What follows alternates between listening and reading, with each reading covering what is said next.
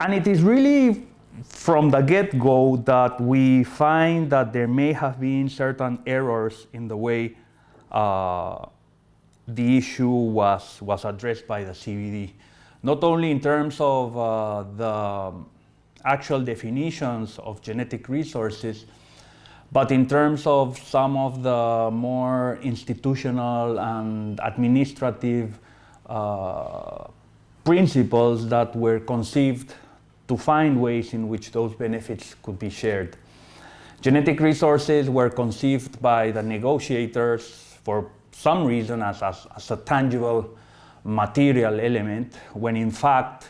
for many decades, and in fact since the origins of research in biodiversity and biological resources, scientists and people who had been researching on biodiversity had realized that there was an informational element in these resources which was actually key to the development of a series of goods and services. This became even more apparent in the late 50s and 60s with the discovery of DNA, and much more so as information technologies merged with some of the biological sciences. And it became clear for only a few at the time that it was actually that informational element which was key to the developing biotechnology industry. However, the negotiating process of the CBD mistakenly defined genetic resources and the subject and object of access as a tangible material good. And so it is that what some have been calling a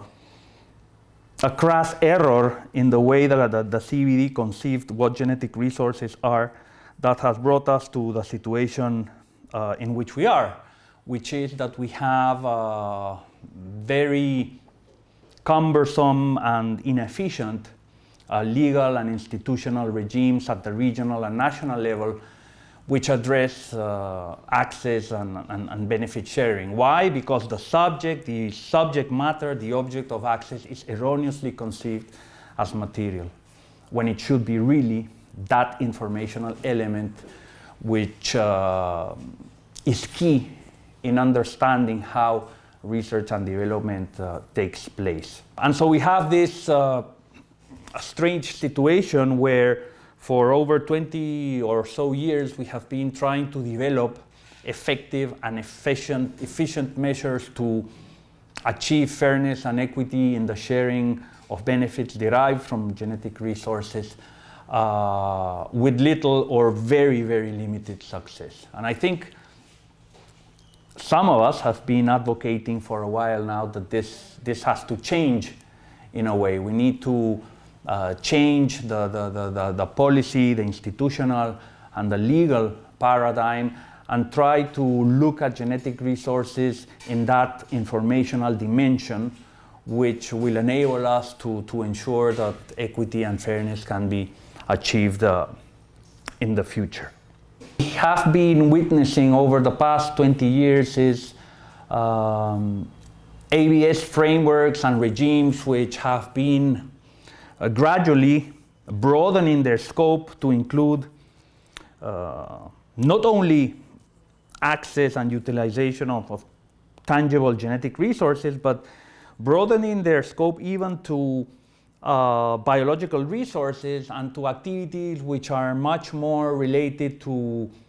classical biotrade or biobusinesses and value chains. The discussions of ABS have broadened to include derivatives, extracts, natural resins, natural products of all sorts which can be extracted from biological resources. And so we have this situation where the original relatively narrow focus which the CBD wanted to apply to ABS, which was those activities which could be covered under biotechnology, and high-end biotechnology in particular, are now being covered. Those principles are applied to a much broader set of activities. And so we have this situation where, in some cases, the simple commercialization or industrialization of these different derived products, small value chains, processes where small enterprises and communities are involved in developing small businesses using biodiversity and resources derived from biodiversity, are suddenly in a situation where we are not sure, in the best of cases, whether they are covered by ABS frameworks. To which we have to add, of course, the discussions of traditional knowledge and how traditional knowledge of indigenous and local communities are derived to these resources, and whether and how they should be protected, and as well relate to ABS legislation and ABS framework. The example in the Andean community is quite emblematic. We have a situation where at least a couple of Andean countries, including Peru, 20 years later, still have little idea of what exactly ABS legislation applies to. And so this, I think, after so many years of investments and work done, needs to change.